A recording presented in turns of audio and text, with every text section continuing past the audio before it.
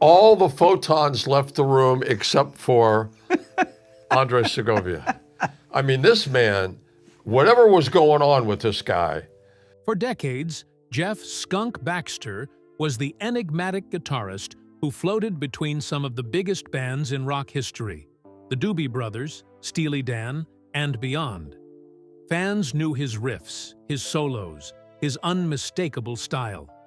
Now, at 76, Baxter is finally talking. He's pulling back the curtain on what it was like to be in the room with Donald Fagen and Walter Becker, to witness the chaos behind the Polish, the rivalries behind the genius.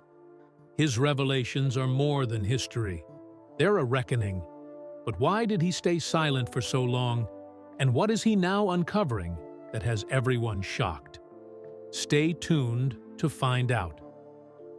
Chapter 1. The Guitarist Who Wouldn't Be Ignored.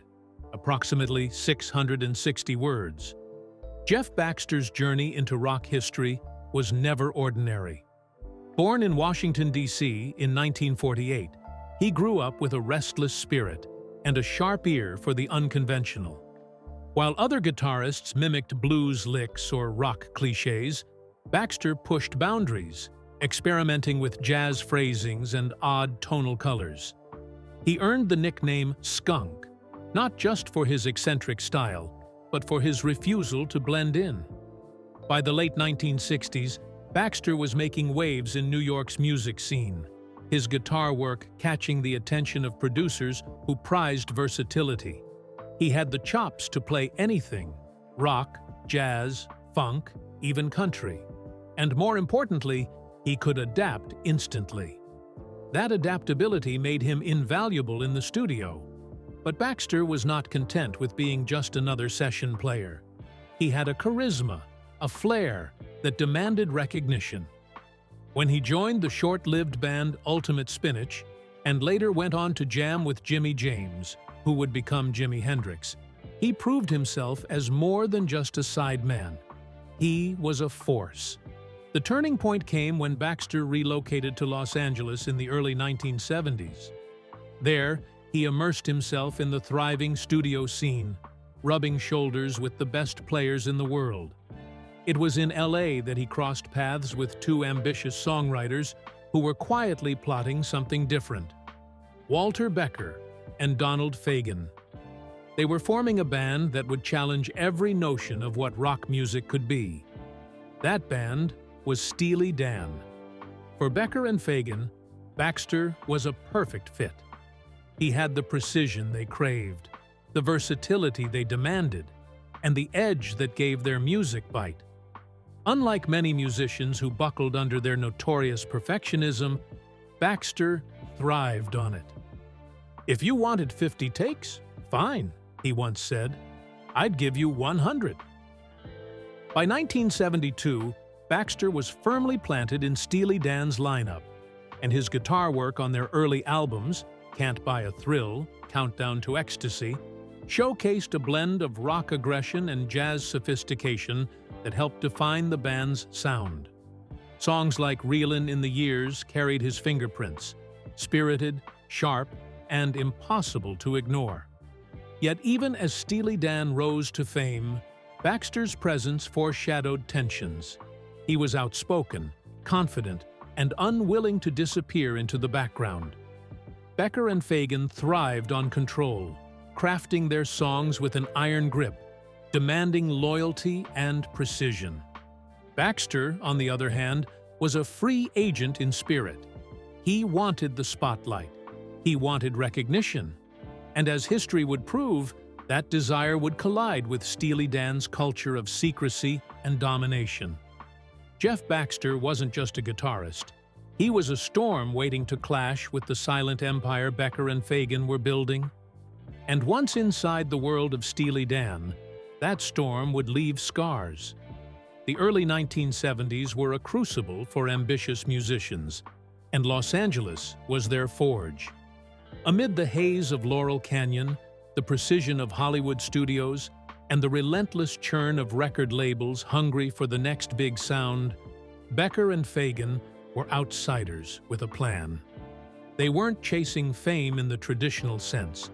They were building a project, a band that wasn't really a band, but a laboratory. Jeff Baxter entered their orbit almost by accident. Introduced through mutual connections in the studio world, he was initially brought in as a session guitarist. Becker and Fagen needed someone who could bridge rock energy with jazz sophistication, someone who could execute their demanding arrangements without flinching. Baxter was that man. The first sessions were revelations. Baxter didn't just play notes, he brought personality. On Do It Again and Reelin' in the Years from Can't Buy a Thrill, his guitar lines cut through the mix like lightning strikes. Producers were floored, and even Becker and Fagen, hardly the types to shower praise, admitted privately that Baxter elevated their sound. But their relationship was never simple. Becker and Fagen were taskmasters, known for endless retakes, ruthless edits, and an icy detachment from the musicians they employed. Baxter, by contrast, thrived on spontaneity. He loved to improvise, to inject his flair into the music. Jeff wanted to play with fire, one engineer recalled. Donald and Walter wanted fire tamed and cataloged. Despite the tension, the partnership worked, for a time. Baxter's style gave Steely Dan an edge that set them apart from the soft rock dominating FM radio. His willingness to adapt to Becker and Fagen's demands allowed him to survive sessions that chewed up and spat out other players. Yet beneath the surface, cracks were forming. Baxter began to notice the cold efficiency of Steely Dan's process. Musicians were interchangeable, swapped out when Becker and Fagen grew dissatisfied. Bands were supposed to be families. Steely Dan was a machine. It didn't matter if you were brilliant, Baxter later said. If you didn't fit their vision in that moment, you were gone. By the time the band moved from touring to becoming primarily a studio act, Baxter was already questioning his place. He was a performer at heart, someone who thrived on stage energy as much as studio precision. Becker and Fagen, increasingly disillusioned with touring, preferred the isolation of control rooms. It was a philosophical divide, one that would eventually pull them apart. Still, in those first years, Baxter was essential. His guitar licks gave Steely Dan's early records their teeth. His presence reassured record executives, and his versatility allowed Becker and Fagen to stretch their ambitions. But the closer he got to their world, the more he saw its shadows. And those shadows would soon define everything. To understand Jeff Baxter's story with Steely Dan, you have to understand the sessions, the crucible in which the band's reputation was forged. They weren't just recordings, they were ordeals, infamous for their intensity, precision, and psychological toll. From the outside, fans heard perfection, immaculate grooves, silky chords, guitar solos that sounded inevitable. Inside the studio, however, musicians experienced a grind unlike anything else in rock. Becker and Fagen were merciless. Dozens of takes were demanded for a single part.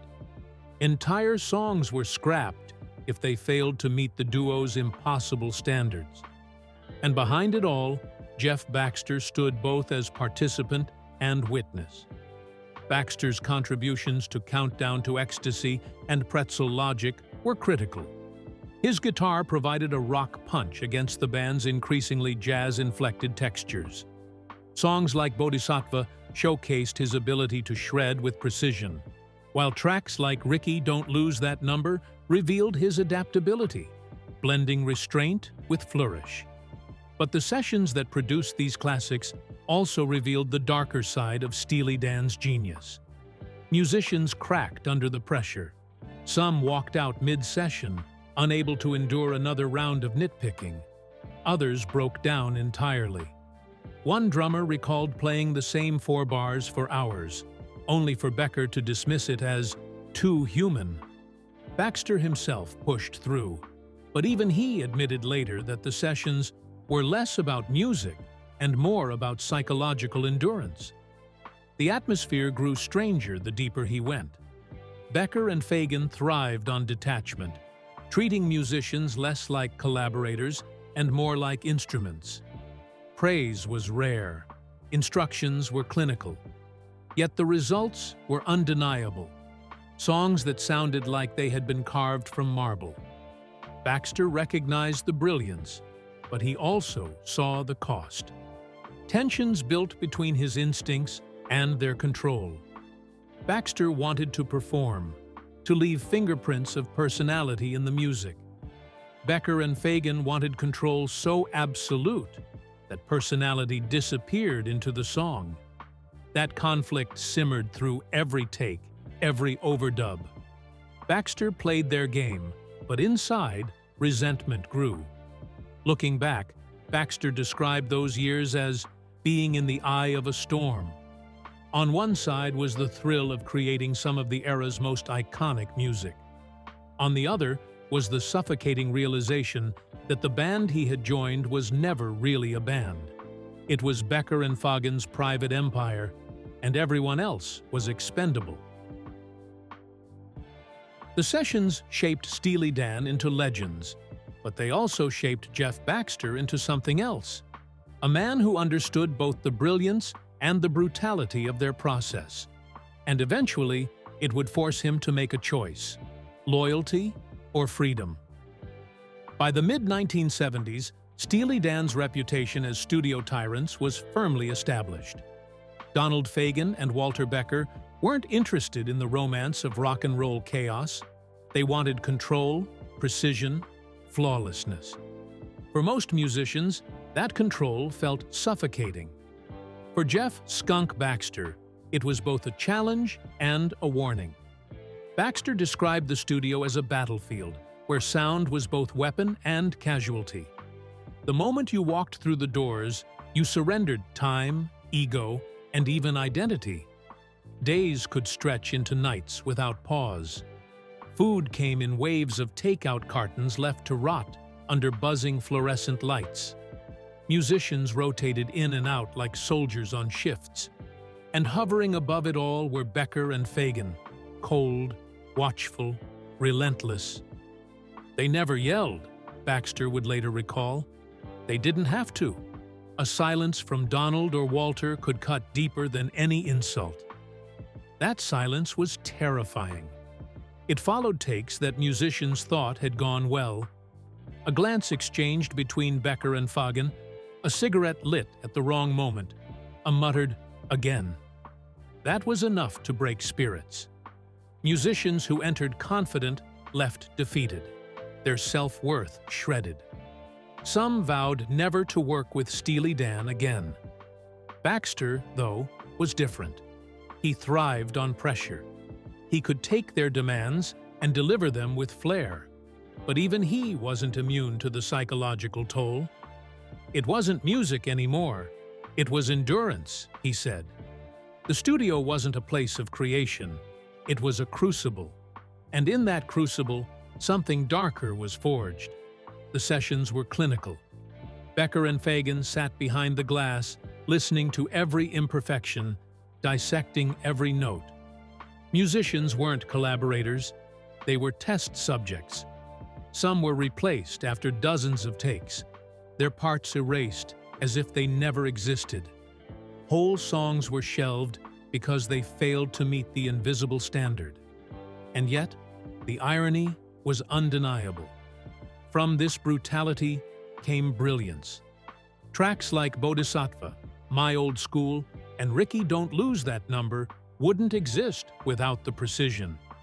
Baxter's guitar became the wild streak in otherwise tightly controlled songs, his energy a reminder that human fire could survive even Becker and Fagen's cold perfectionism. Still, the longer he endured, the more he saw through the facade. The genius of Steely Dan came at a cost, one measured in broken musicians, discarded friendships, and a reputation that veered between awe and fear. For Baxter, the studio became less a workshop of art and more a mirror reflecting Becker and Fagen's obsession. What it was really like inside the studio wasn't glamorous. It was exhausting, unsettling, and strangely addictive. And Baxter, caught between admiration and frustration, began to wonder how long he could endure. Steely Dan's perfectionism became legend.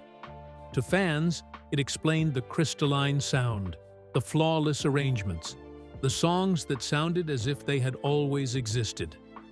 To the musicians who lived it, perfectionism wasn't beauty, it was brutality. And Jeff Baxter saw it firsthand. The sessions blurred the line between brilliance and obsession. Becker and Fagen demanded endless retakes, sometimes to capture a nuance so subtle it was nearly imperceptible. A hi-hat slightly off. A bass note that lingered a fraction too long. A guitar solo that had brilliance, but not the right kind of brilliance. Baxter recalled one session where a single chord was replayed for hours, Becker pacing while Fagen smoked silently. It was like they were chasing ghosts, Baxter said.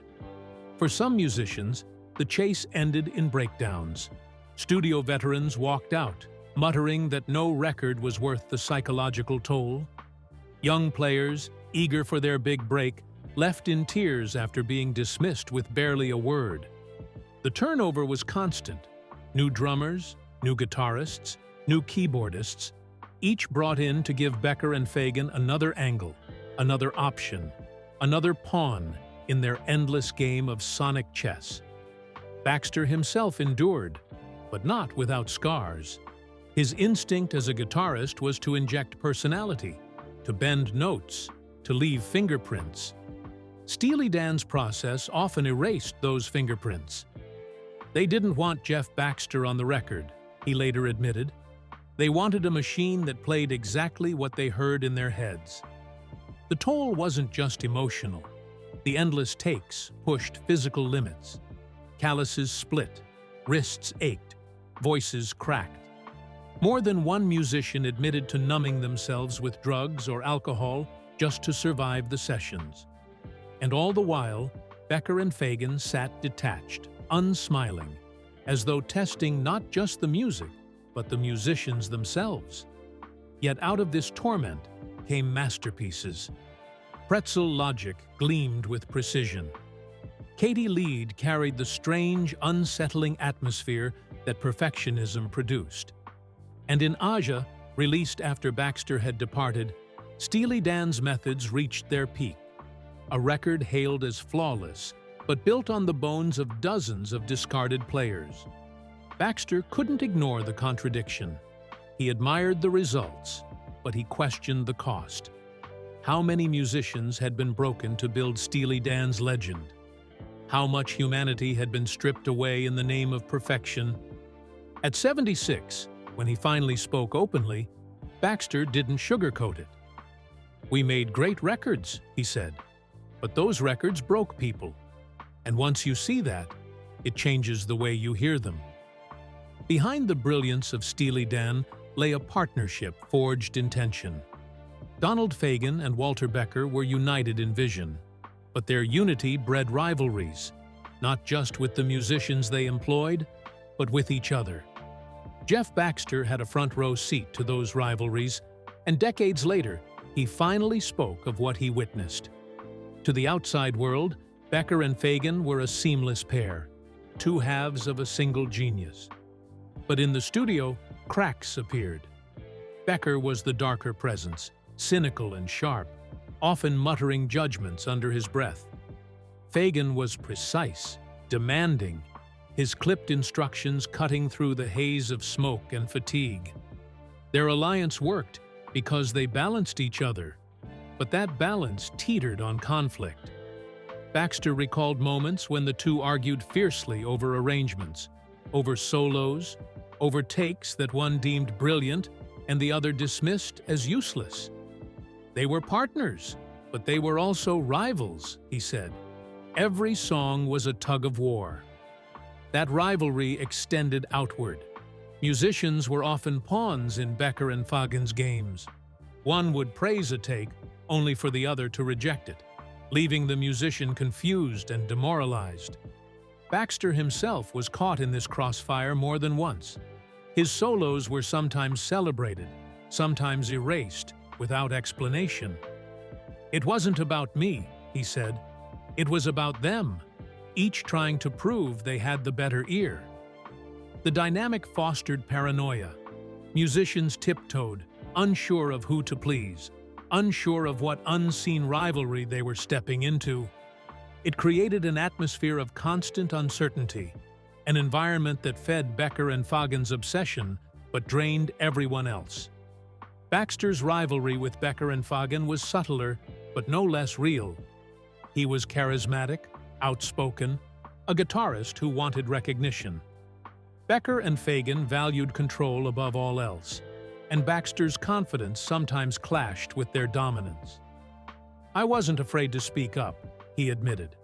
That didn't sit well. In time, the silent rivalries became too heavy to bear. Baxter began to see that his place in Steely Dan was temporary, that Becker and Fagen's empire had no room for equals. He was a contributor, never a partner. And though his guitar helped shape their early sound, he realized that eventually he would be expendable. Looking back, Baxter described the experience with equal parts admiration and bitterness. "They were brilliant," he said, "but they were also cruel. And when you put cruelty and genius together, you get Steely Dan." Jeff Baxter's tenure with Steely Dan was both a triumph and a slow-burning conflict. His guitar work helped define the band's early sound, but the deeper he went into Becker and Fagen's world, the more he realized he didn't belong there. By 1974, the cracks could no longer be ignored. The band had stopped touring. Becker and Fagen, disillusioned with the grind of the road and obsessed with perfecting their studio empire, announced they would no longer perform live. To them, touring was an unnecessary distraction, a compromise that diluted the pristine sound they could only achieve in the studio. But to Baxter, a born performer who thrived on stage energy, this was betrayal. "A band that doesn't play live," he later said, "isn't a band. It's a laboratory." That decision marked the beginning of the end. Baxter wanted the roar of crowds, the improvisational energy of the stage, the unpredictability that made music feel alive. Becker and Fagen wanted control, silence, and perfection. The philosophical divide was too wide to bridge. Behind the scenes, tensions mounted. Baxter's charisma and confidence clashed with Becker and Fagen's icy dominance. He asked questions they didn't like, pushed back against decisions they considered final. "I wasn't afraid to speak up," he admitted. "That was my mistake." In Becker and Fagen's empire, musicians weren't equals. They were tools.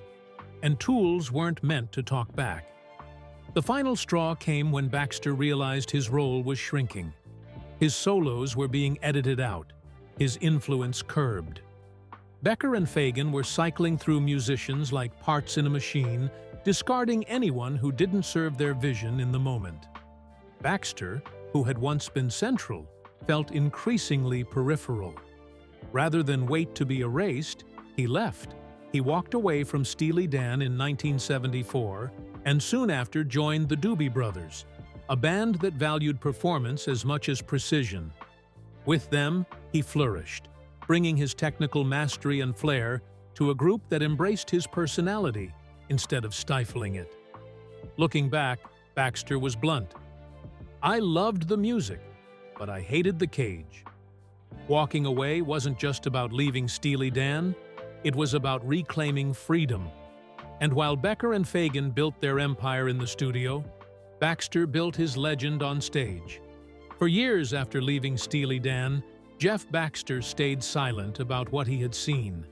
He spoke warmly about the music, occasionally praising Becker and Fagen's genius, but he rarely ventured into the darker truths. Fans assumed he simply moved on.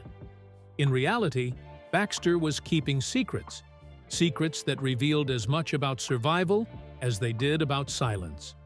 One secret was the psychological toll of the sessions. Baxter admitted privately that he'd seen musicians break down under Becker and Fagen's gaze. Some left the music industry entirely after being discarded, their confidence shattered. It wasn't just about making a record, Baxter later revealed. It was about breaking people down to see what was left. Another secret was the rivalry he observed between Becker and Fagen themselves. To the world, they were inseparable partners. Inside the studio, Baxter saw two men constantly testing each other, competing for dominance, sometimes undermining each other's decisions. Their genius came from this friction, but it also created chaos. Baxter stayed quiet about it for decades, unwilling to shatter the myth of their seamless partnership. He also kept silent about the toll it took on him. Baxter left with admiration for their artistry, but also with wounds. The dismissal of his ideas, the erasure of his solos, the constant sense of expendability. It left scars. Yet he carried those scars quietly, channeling his energy into the Doobie Brothers and later into his surprising second career as a defense consultant, where his analytical mind found a new home. Why did he stay quiet for so long? Partly respect, partly fear. Becker and Fagen's reputation was ironclad, their fans fiercely loyal. Speaking out against them would have invited backlash. And Becker himself, before his death, remained a figure both admired and feared. Silence was easier, but silence has a weight. And as Baxter grew older, the weight of unspoken truths pressed heavier. At 76, he decided it was time. "You reach a point," he said, "where you stop protecting myths and start telling the truth."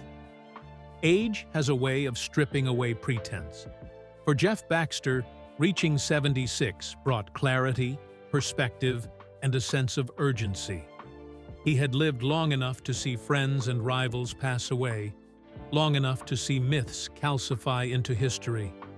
And he knew, if he didn't speak, the myths would win. The death of Walter Becker in 2017 was a turning point. With Becker gone, the silence around Steely Dan's darker truths felt less like respect and more like complicity. Baxter began reflecting on his years inside the band, on what it meant to contribute to brilliance built on cruelty. "The records were perfect," he said, "but the process wasn't." There was also the matter of legacy.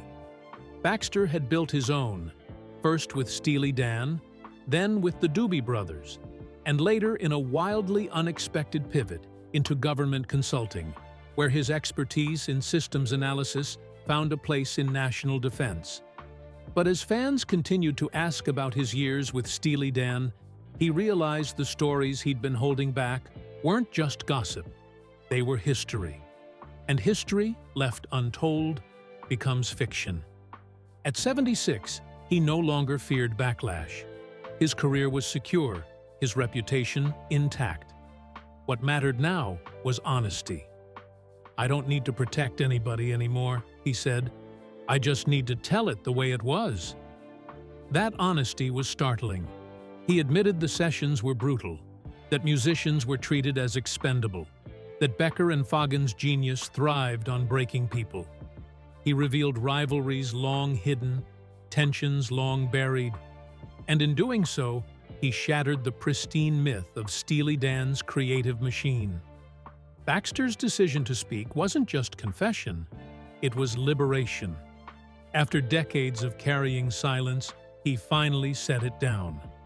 At 76, Jeff Baxter gave fans not the polished story, but the raw one.